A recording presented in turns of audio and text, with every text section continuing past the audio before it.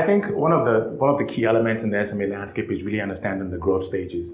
And there's been a lot of research done by Harvard and a few other bodies in the past that talks about the 5 stages of an SME growth. And what we've seen thus far is, so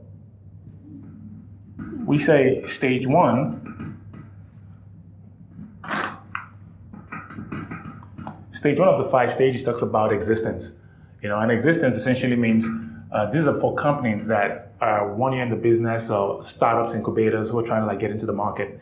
Then we're going to stage 2, talks about survival.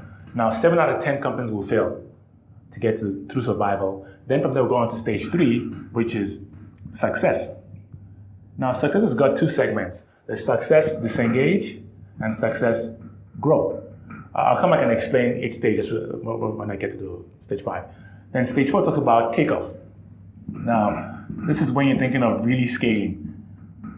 All right? Then stage 5 talks about resource maturity. Perhaps you're looking at, getting to IPO and becoming a global organization. Now, very often we see across each stage there are various constraints. Now, once you get a clear understanding of all the stages, you get to be able to match where your client is in the first 5 minutes of a conversation, right? So stage 1, a startup, their constraints are essentially, I want to get market access, branding, be out there so people get to know my product, I can sell my products to the public. And those are the constraints they currently have. Now, stage 2 is, trying to match revenue and cost, expenditures and whatnot. And 7 out of 10 companies would essentially fail. Sometimes 8 out of 10 will fail to get through survival. Then from survival, you've been able to penetrate the market. Your products are viable. You've sold a few millions or thousands of dollars, and now you become successful. Now, this is where we see a lot of CEOs or business owners tend to struggle. Because when you get to this stage now, remember in stage 1, it was just 1 person or maximum 3 individuals who had an idea to start up a business. Now you've gone from this stage to stage 3, which is where you've grown, not just in revenue, but also in employee size. So things have to change. There's been as you can see, from 3 to maybe 30 people, that's a huge number of employees in the organization.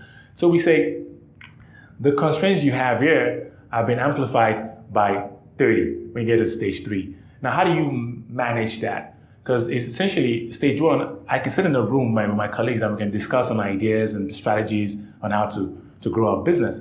But now to 30 people, you won't have the time to talk to all 30 employees. So what do? How do you hire the right people to help you manage your different teams? How do you get finance tools or systems in place to help you manage your accounts across the organization?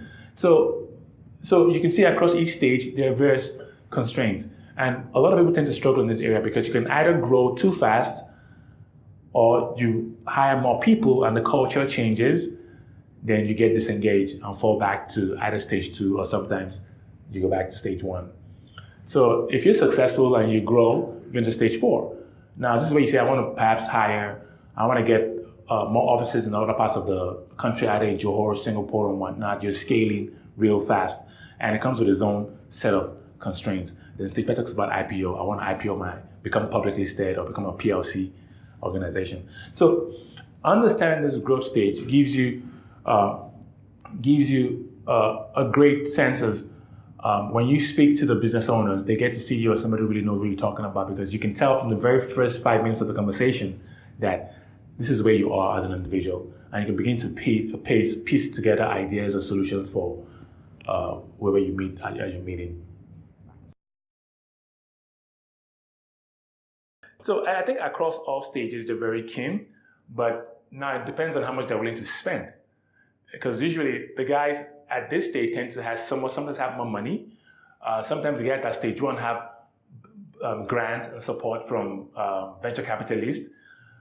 So it really depends. But what I've seen thus far in my time as SME head is that those at this stage 3 and 4 are more likely to want to invest, because they're the ones who are very passionate about really scaling and because they have an impending crisis. How do I manage the culture of my organization? How do I hire the right people to help lead my business? So they tend to want to spend a lot more in stage 3 and stage 4.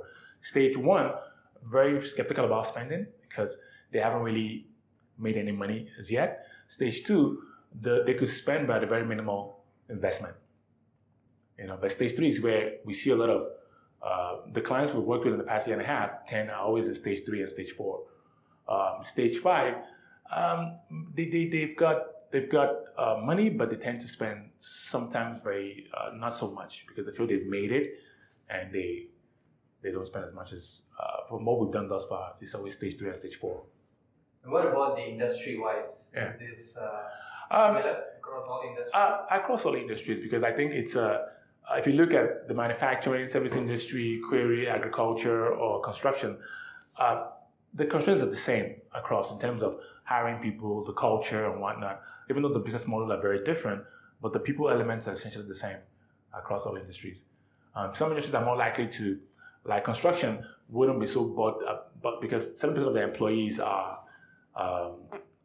low-skilled people who they have a high attrition rate, so they don't really care about learning or training and development.